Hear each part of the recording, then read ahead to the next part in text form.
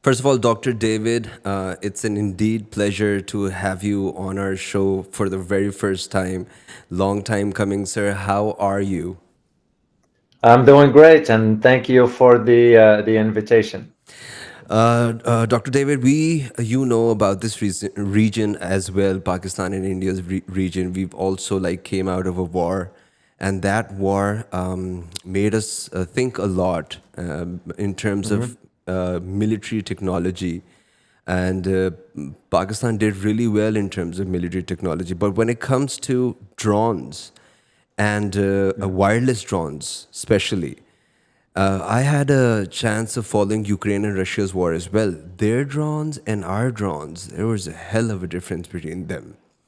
So this is where I thought that we need to get some sort of a educated on what's happening between Russia and Ukraine. Well, sure. It's not an easy topic to sort of cover in a matter of an hour or two. I mean, you have some academic researchers who wrote books about this stuff. So I remember when I did my research for my book about Russia, because I wrote a book about Russia that was released in 2023 or 22, somewhere around that time.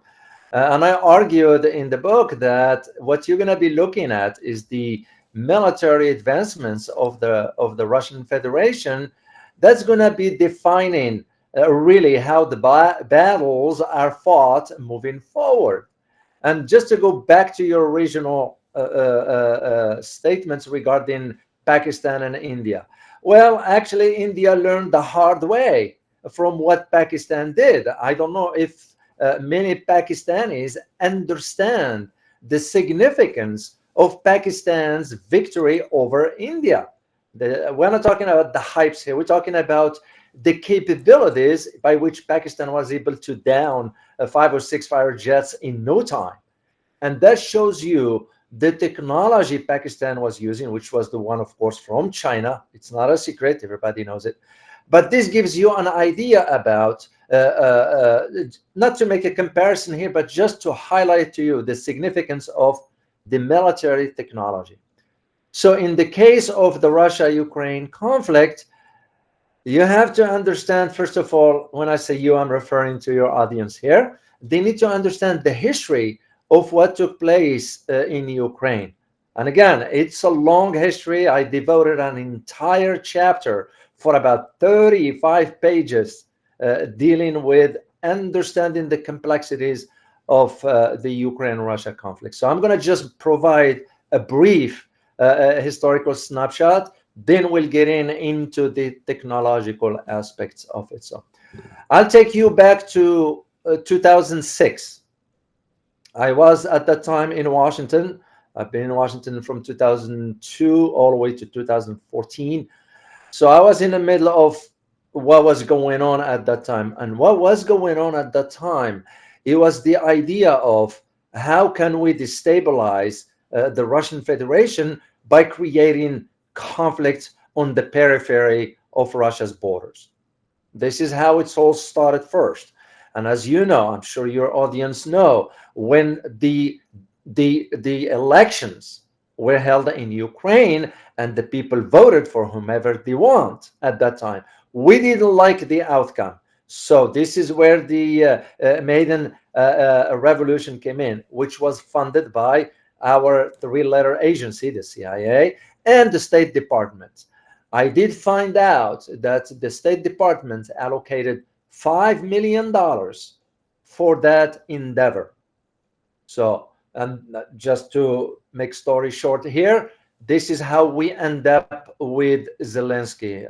I call him comedian, never called him a president. Not to, it just is the facts. The guy was never into understanding the complexities of geopolitics. And here is the, once we appointed him and supported him from behind the scenes and all that, it was for one objective and one objective only. We never wanted to see the rapprochement between some European countries, including Germany, and the Russian Federation. If you go back at that time, you're going to find out that the German economy, when I say that time, meaning referring to prior to 2014, and even around that time, The German economy was doing so well because when you think about the EU, economically speaking, who do you think of? Germany, Yeah. because that's the heart of the Europe, economically speaking. And why the German economy was doing well is because he was having access to cheap Russian energy. The second advantage they have was the proximity. So we didn't like that outcome. The concern in Washington at that time was if you let this go, the economy of Europe might become too strong. The second problem we were concerned about is that if Germany gets too close to Russia, that's going to change the dynamics for us. We didn't want that. That's why we created the problems we created. And one of the ways of looking at it, which we tried, by the way, in 2014, prior to the revolutions inside Ukraine, we tried it with Georgia. Okay. I'm sure you're Yeah, yeah, I'm yeah, sure your yeah. listeners Yeah, familiar yeah, yeah, yeah. where Georgia is. So Georgia at that time, the president was Mikhail Saakashvili. Saakashvili was educated right here in the US and he was groomed by the United States. So that's why we put him in possession of power to do our bidding. And at that time, way back before that was the issue of South Ossetia and Abkhazia. Those two locations have the Russian speaking population. Okay. And yeah, it's the same scenario that is taking what took place in Ukraine with, for example, Odessa, with what Ukrainians been doing to the Russian-speaking communities inside Ukraine. What Mikhail Saakashvili of Georgia back then didn't understand is that we told him, "Oh, just go ahead and challenge the Russians. Don't worry, we will defend you." And poor guy, the stupidity, he was not smart enough because he took the bait and went ahead and sent the troops to Abkhazia and South Ossetia. Okay. What did the Russians end up doing? The Russians end up sending their own military and took over in no time. Mm. And at that time, I remember because I disclosed it in my book, Mikhail Saakashvili was asking NATO and the US, "Are you guys coming to defend me?" You know what was the answer? We said, "Are you out of your mind? Do you want us to fight a nuclear Russia?" And it was over. My reason for bringing this to your audience is to understand the same scenario that took place in Ukraine, just in a different Yeah, setting. sounds so familiar. It's like history repeating Exactly. itself. And you will think we will learn from it. But here is what's at the heart of the matter. The Ukraine conflict was a creation of our own making. The United States wants it. We want it because we do not want to see the Russian Federation sort of on the global stage. Because if you think about Russia, what comes to your mind right away? Mm. A nuclear power, next to none, and an abundance of natural resources. Yeah. And of course, rare earth elements and so forth. I found out, for example, when I did my research about the Arctic, which falls under the Russian control. You know how much are under that ice? About $35 trillion worth of natural resources Wow. that is not being touched yet.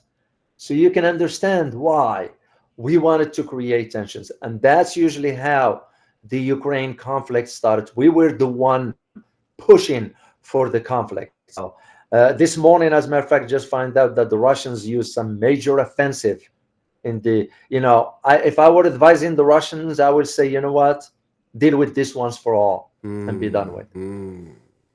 Okay, so how do we see how has this progressed since then? What was the tipping point of this conflict that is going on right now?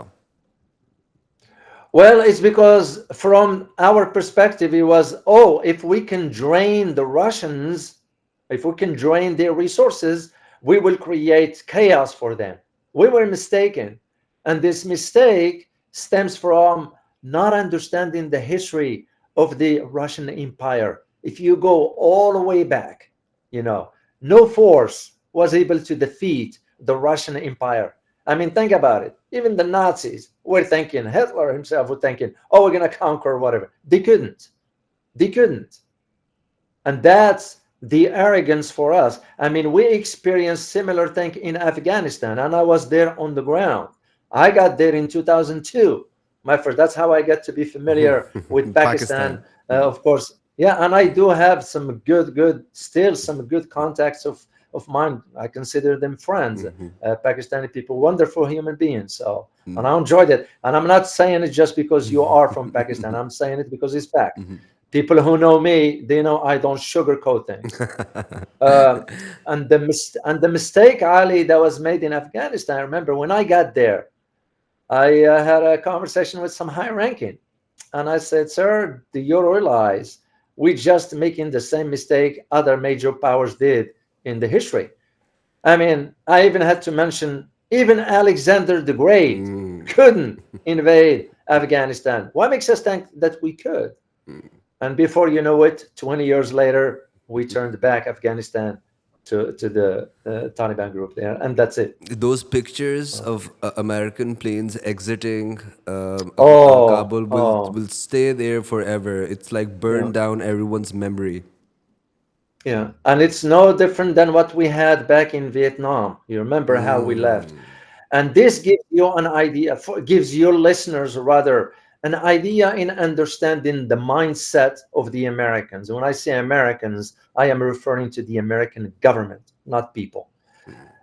I have to take you back to after World War II, and specifically in the early 50s, 1952. It was a secret meeting at that time, and the meeting was specifically for one reason and one reason only, is to engage the United States in conflicts, not to win wars. And right after that, what was the first conflict that came after that? The Korean War, Vietnam, Gulf One, Gulf Two, Afghanistan, and now Ukraine, and soon to be the South China Sea. Because the objective was never about winning a war, because we can fight. I tell you that things have changed fundamentally in the American military structure. We cannot fight a well-organized force. So, excuse me. And this is why, and I'm going to share something about your own country to make a point for the viewers here to understand. And especially when it comes down to Imran Khan. And I'm very familiar with his case. Very. Why the turn of event for Imran Khan? It's because Imran Khan stood for what's right for his own country. And we didn't like it. When we asked him, hey man, we're going to want to build a drone base on your territory. He was like, sorry, I don't want that on my country here. You can do it elsewhere, but not here, because it's going to create problems for me, for my people. And he was within his right. We didn't like the outcome, and we all know what happened. And I'm not going to get into the detail of that. That will be a conversation for another day. My point is just I wanted to highlight to your audience to understand why we get engaged in conflicts, but we have no intentions of winning any war, for a simple reason, because we can't fight a war. And that's exactly what is going on in Ukraine as we speak. Wow, that's a whole new point of view, a very fresh point of Indeed. view coming. So, if we break down the military technology, Dr. David, I've Mm-hmm. seen videos. I was watching a video on YouTube that there are Mm-hmm. two drones on the ground, and as soon as a tank crosses those drones automatically fly up, and one out of Mm-hmm. them starts recording what's happening, and the other goes right into the opening of the tank with The like hatch. Yeah. precision, like Mm-hmm. amazing precision. What is going on? There are a lot of things that has been like introduced in military warfare Yeah. in this showdown. Could we like talk about those things, like one of them being drones? Sure. Well, just to do a disclosure here, I am not sort of into the ins and outs of that technology. That's not my area. But what I do know is that and I've been watching this for the last 15 years or so. Back then when I was still inside the government, I had access to certain information that is not available to the public pertaining to the weapon productions and so forth. And one of the things that I've been watching is that the developments of these technologies of drones per se. And because for me personally, as a geopolitical analyst, it gives me an idea as to how future wars are going to be fought. Gone the days where you will have your 300,000 troops standing on the ground looking at the enemy in some open field. That era is gone. What is going to be now is the war of drones, is the war of AI, is the war of hacking, is the war of hypersonic missiles. This is what you are be looking at. And of course, the Ukraine Russia conflict exemplify and demonstrate to us what the Russians have been using and what the Ukrainians have been using. Of course, the Ukrainians are not the one using, that's the Europeans and the Americans providing them. But here is the thing, what I need your audience to know is that whatever weapons the Ukraine used, it's a testing ground for the Europeans and the Americans. So we are sacrificing. Remember, the first sentence was said when the conflict started. What the Americans and when I say Americans, I'm referring to NATO writ large. We said we will fight this war till the last Ukrainian. That wasn't a joke. It was exactly for that. Because we wanted to test certain weapons. Don't get me wrong, the Russians are also doing the same. And they are testing some really, really precision guided missiles and even the drones now that becomes more lethal than what it used to be. So it was just to share this with your audience. Few months ago, the Chinese were doing some sort of a show, and they launched thousands of drones all at once, and none of them hit the other. What does it tell you? That's how precision is now. The AI that is going to be factoring into the new types of weapons we're going to be using moving forward. And the Ukraine-Russia conflict really is a testing ground for these new technologies. The Russians are also developing their own. The Ukrainians depending on the Europeans and the Americans types of drones. The Chinese are watching and developing their own. It's just that's how it works. So as but you, one thing for carry on, carry on. I was going to say just Yeah. one thing for sure is that in a future war, you look at it right now in Gaza. Do you know that even Israel now is not using fighter jets against the Houthis or Ansarullah because they only using drones. Of course, for the Israeli IDF, the fear is that if the Houthis down a fighter jet, as we always say, as we always say in international relations, optics matters. And just take it from your own country, shutting down Indian fighter jets. Optics matters. So here as well, it was also experimenting with two sort of weapons. There were Chinese weapons against the Western weapons here in Pakistan and Indian conflict, and this is what people had their eyes hooked on real badly with this, with whatever was happening. So as you said, yeah, these conflicts also become a cultivating ground for other things to come as well. We wanted to know a little bit about the Operation Spiderweb that was done from Ukraine on Russia, and what was the response and how was it done? What sort of damage were they able to do in Russia? Well, no doubt the Ukrainians did surprise the Russians with certain Tricks. turn of event, and tricks and certain turn of events that the Russians didn't factor in. They did think about the possibility, for example, of Crimea's bridge will be attacked, but they didn't think that the Ukrainians will go forward with it. So, well, of course, we were providing all the information, the targeting. I mean, Ukrainians can't do that on their own. Let's Yeah. just be straightforward about that. It's the US that is providing. The other NATO members, they're just following in the footsteps of what the US, because we dictate the terms to NATO. No other country can say no to the US for a simple reason, because we control the budget of NATO. We pay about 75% of that. So when you think about the Spiderweb operations that the Ukrainians conducted, yeah, they did cause problems. And as a matter of fact, if Russia didn't respond, the Russian people will be furious with Mr. Putin. Putin also is in dilemma, and that dilemma is he doesn't want to obliterate the civilians who happen to be of Russian ethnic groups. Wow. So it's a catch-22. He's caught between a rock and a hard place.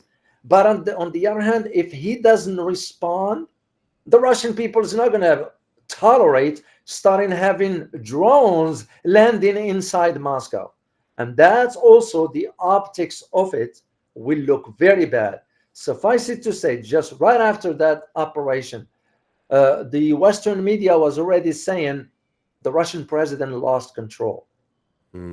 So that's usually it's information part of the psyop. That's how it works, to mislead a population and to create doubts inside the targeted audience. The targeted audience was the Russian people.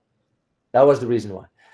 But how Russia responded, and responded fiercely, and rightly so, because for me personally, and again, I'm looking from outside in, if I were advising the Russians, I say you dragging this too long. See, But Russia also has its own calculus and objectives. This is why when our incompetent president Donald Trump saying, "Oh, I am going to end the Ukraine conflict within 24 hours" in a phone call, when he said that, I was just shaking my head right and left. That just told me right there how much he lacks as far as understanding or having or possessing depth and understanding of the complexities of what geopolitics is all about. Dr. David, when Russia started to march towards Mhm, Ukraine, mhm. many of us were thinking that this wouldn't take any time. This would be like as easy as anything for Russia. But they opted for a little longer sort of a conflict. I fail to understand how would this be good for Russia. I mean, they're just Well, the Russians were thinking, remember, when you look at the map of Ukraine and you look at the eastern part of Ukraine, all of those locations are Russian speaking population. yes. The Ukrainians, but they are. But on the other hand, when you say Ukrainians, Ukrainians are part of Russia in history. So this is what a lot of people do not understand. Ukraine didn't come out of nowhere. Ukraine has always been part of the Russian Empire. So, so the four Luhansk and I forgot the other two or three on the eastern side. That's why Russia took over those four locations, provinces, and so forth. It's because the Russian-speaking population. What Russia didn't want to do, it didn't want just neutralize everybody, including the Russian-speaking population, because it doesn't make any sense strategically. And this is one of the always the challenging for any country going in when there is a minority of your population residing in those parts of the world. It will be a different outcome. Mark my word on this. It would have been a different outcome if the population inside Ukraine were not ethnically Russians. Let's say they were hypothetically German, Americans, whatever. Russia's not gonna. It's not gonna hold back, because it's the same scenario that took place in Georgia with Ossetia and Abkhazia because of the minority Russian speakers.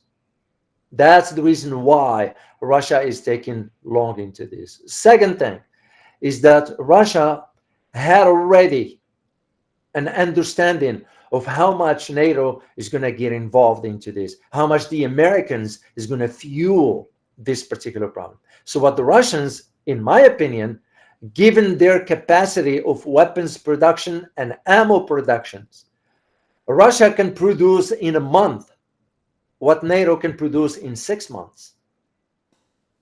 And that tells you right there the balance of power. Russians can fight this forever, and they will not run out of ammo. Of course, the optics of it is not good. You don't want to drag this longer than he has to. But apparently, they are getting closer to that point now where this is going to have to end one way or another. This is why Ukrainians agreed to a meeting with the Russians in Turkey. As we speak, there is a meeting taking place in Ankara, trying to hash out this. I don't expect anything out of it for one reason. Ukraine cannot make decisions because we dictate the terms to Ukraine. But if Ukraine reach a decision, that means we gave the green light for Ukraine to go ahead and end the war. Wow. Okay.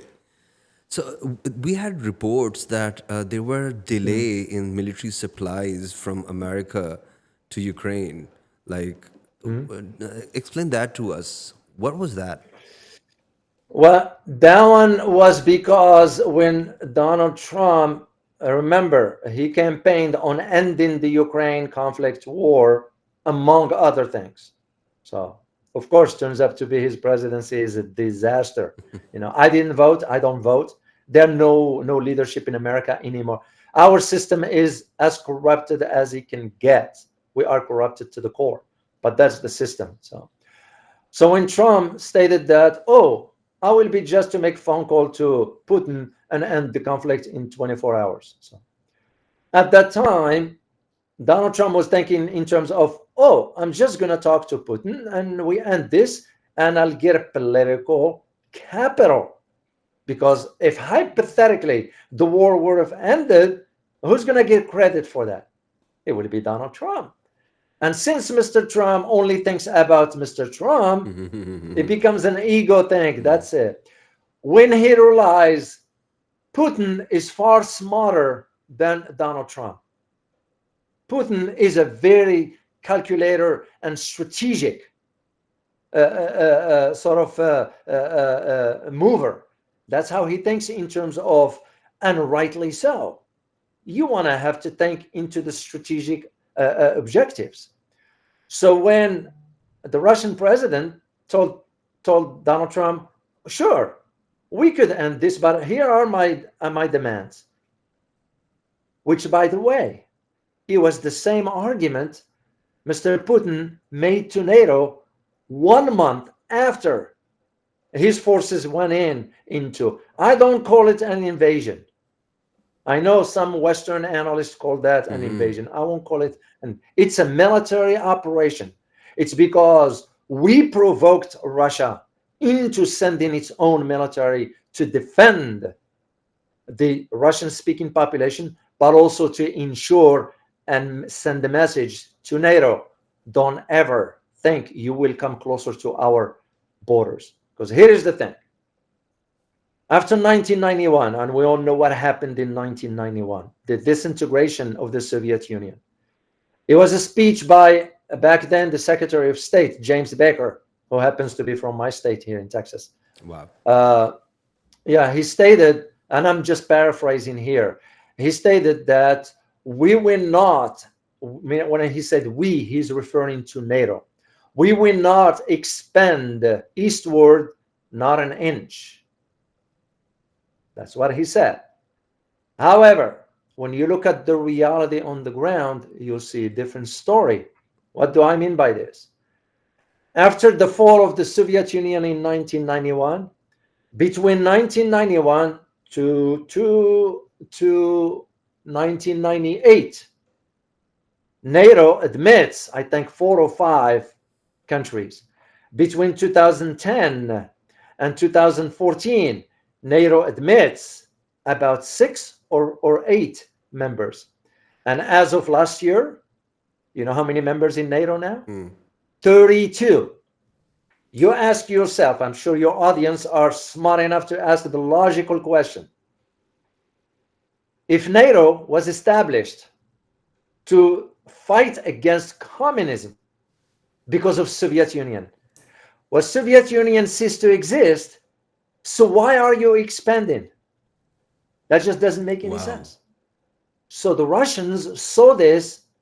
As a matter of fact, the Russian president stated this back in 2007 in his famous speech at the Munich or München in Germany, the security summit. And he warned the West, do not expand close to Russia's peripheries. And we kind of ignored all that. That is the reason why you are seeing what you're seeing. And Russia, it's not going to back down. And Russia will not, mark my word on this, will not allow any European, American, NATO, what have you, base to be near the periphery. This is why they put the conditions to NATO. NATO rejected it. They put it again to Mr. Trump. Mr. Trump can't do squat, by the way. Pardon my language here. Because Mr. Trump is not in a position to, despite what you see, a lot of people do not understand how our system works. The American president has no power. The American president is told what to do. So when you see the hypes of, the leader of the free world and all that stuff is nonsense. I'm here to tell you. So and Okay. and I'll take the case of your country once again. What we did to Imran Khan, he wasn't the president. He was the military industrial complex dictating the foreign policy to the president of the United States. Wow.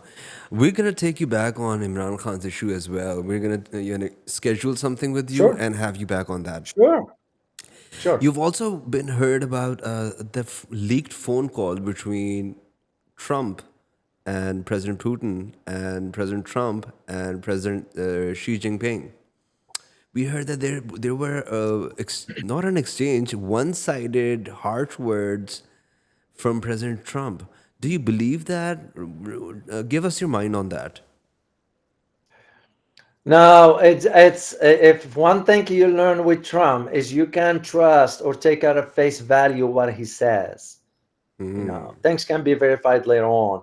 You know, because there are two types of players you're looking at: the Russians and the Chinese. And when you ask the logical question, which countries matter right now in the world on the world stage? There are only three: the U.S., China, and Russia, and it's not in that order. Doesn't matter. So there could be China, Russia, U.S., and there's only three that matters. That matters. So the rest will have to fall in line with whatever their strategic interests are. So of course, what Trump's going to say, oh, I had a good conversation with Putin. Oh, I had a harsh conversation with President Xi Jinping, which I won't even believe in either case.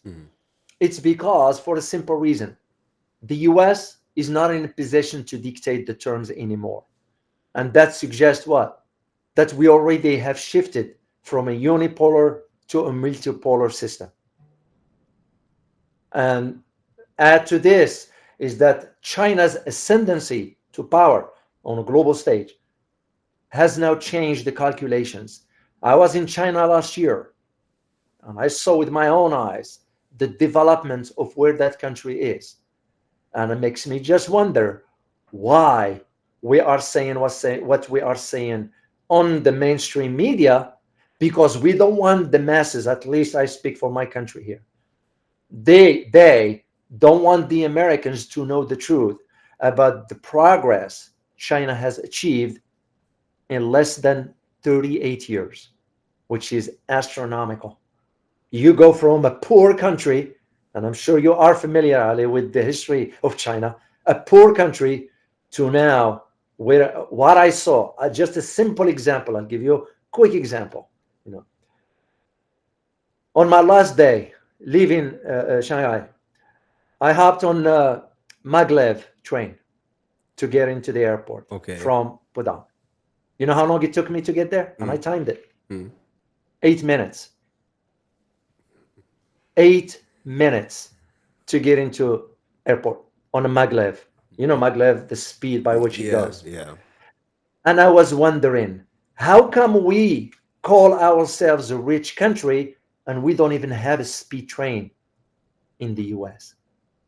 And that is again, once again, I keep going back to your country because I see an opportunity for Pakistan here. They need to play their card strategically right.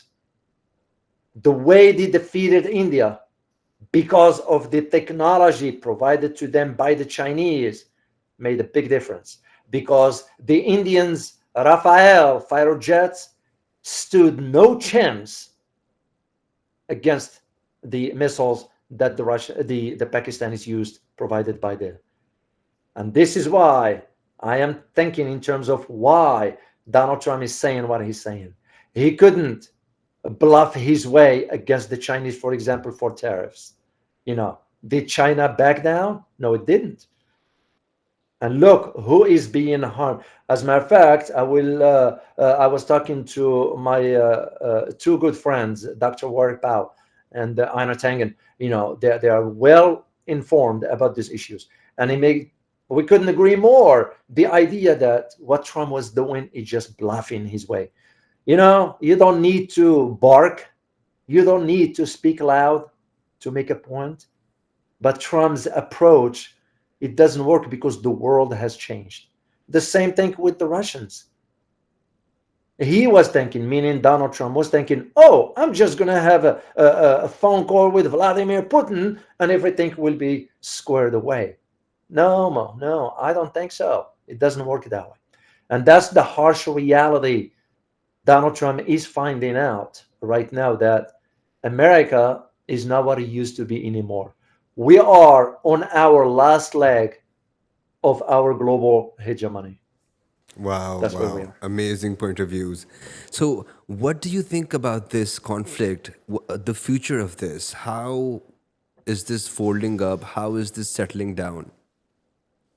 When you say the conflicts, you're referring to Russia the and global Ukraine. dynamics or the Russian Russia Ukraine? and Ukraine. Well, first of all, the Russians and Ukraine will end on Russia's terms.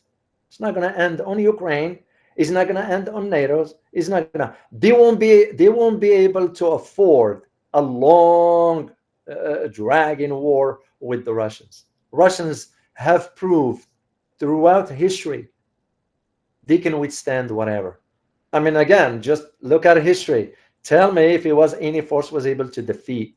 Napoleon himself found out the hard way and had to turn around. Couldn't conquer Moscow and learn. This is why when a French president, the current one, Emmanuel Macron, saying we're going to have to defeat the Russians, come on, man. Read history a little bit. Napoleon at his height couldn't defeat the Russian Empire at that time. What makes us think we would? We could. So the bottom line to the Ukrainian conflict, and this is why I am starting to sense that Ukraine's going to sort of come to some sort of an agreement, of course, approved by the United States. It's not going to be to the likings of Ukraine, but they have no other option. Is because one thing for sure is that the 4 provinces that Russia took, they are not coming back to Ukraine. It's over. And if Ukraine wants to keep this saga going on, I wouldn't even rule out the Russians marching over to Kiev and take over the whole thing, which, in my opinion, it'll make more sense because they're giving the Russians no other options. And of course, who's going to be suffering into all this? The average citizen inside Ukraine. Because even now, I heard there are demonstrations inside Kiev against Zelensky. But of course, we're not going to hear much about this Yeah. because remember, controlling the media. This is why a podcast like yours will help at least people get a different perspective, because that's what knowledge is all about, is getting a different perspective. Dr. David, NATO getting together to pump more finances into their military spendings. Mhm. How would Russia be looking at this? This is like a direct threat to Russia once again, pumping up their Yeah. military finances. That is correct. The recent meeting they had, they agreed for an increase of 5%. But remember, that just on paper. Because tell me, and I'm going to ask an open question here. Tell me if Greece, as a member of NATO, can afford a 5% increase in its defense system. Five Even percent Germany, yeah, is a 5%. lot. Five That's percent quite a in, lot. yeah, in military spendings. That's quite a lot on That's a GDP. lot. Yeah, yeah. And this is why, just for your audience to know and understand, why, for example, we have over 30,000 troops in Germany. We do because we are the one footing the bills. And Germany is not putting that into defense of NATO. They're putting it towards their own infrastructure. This is why Germany is considered better than any other European countries, economically speaking. Why? Because they're saying, oh, let the Americans pay for it, which I have a problem with that. Why should my tax dollars be paid for some other country? Why are we even having NATO for? What those countries have done to me?